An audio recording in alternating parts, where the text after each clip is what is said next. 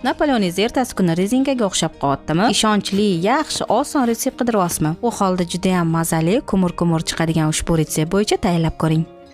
Demak, birinchi bo'lib idishga 800 g oliy navli unni elakdan o'tkazib olamiz. Elangan unga pishiriqlar uchun mo'ljallangan yaxshi 500 g muzdek margarinni qirg'ichdan o'tkazib, ikkalasini urvoq holatga keltirib olamiz. Sifatli turon unlari bilan pishiriqlarim doim kutganimdek o'xshab chiqadi. Alohida idishda 400 g yog'li smetanaga 1 choy qoshiq tuz hamda 2 dona tuxumni aralashtirib, massani urvog'iga sekin qorishtiramiz.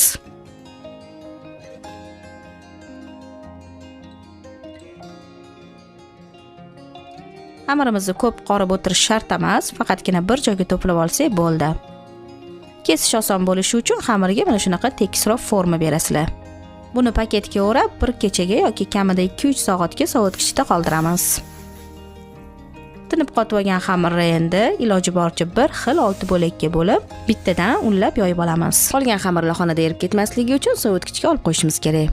Xamirimiz list razmeriga moslab yoyiladi. Meni listim razmeri 40 ga 30 cm.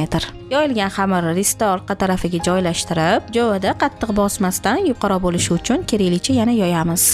Chetlaridagi ortiqcha xamirlarni xuddi videoda ko'rsatilgandek 2 cm lik bortiklar qoldirib, ortiqchasini kesib olib tashlaymiz. Shunda pishayotganida kirishishini hisobiga juda ham kichrayib ketmaydi. Xamirga vilka urib, ko'rlarimizni oldindan 180 darajada qizib turgan duxovkada 17, uzog'i 20 daqiqadan tillarangga kirgunicha pishirib olamiz. Bitta ko'rimiz pishib chiqqandan so'ng list soviguncha keyingisini yoyib tursak, ishimiz tezroq bitadi. Shu tariqa 6 ta ko'rish pishirib olinadi. Chetlaridan chiqqan xamirlarni birlashtirib, uni ham pishirib olamiz. Buni Napoleonning ustiga sepish uchun maydalab ushoq holatiga keltirib olishimiz kerak. Endi krem tayyorlaymiz. Krem uchun mazali xona haroratidagi yumshoq 300 g sariyog' kerak bo'ladi.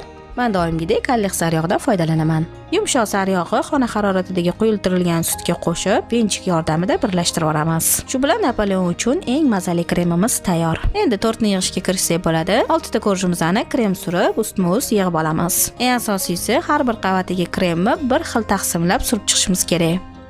Ustki qavatiga ham krem surib, urvoq bilan bezatamiz. Shu bilan juda ham mazali Napoleonimiz tayyor. Odam yegan sari o'zini to'xtata olmaydigan kumur juda ham mazali Napoleon bo'lib chiqadi. Shuning uchun qizlarjonlar retseptni saqlanish qilib, albatta tayyorlab ko'ringlar. Yoki sizlar uchun buni tayyorlab beradigan yaqiningizga jo'natib qo'yinglar.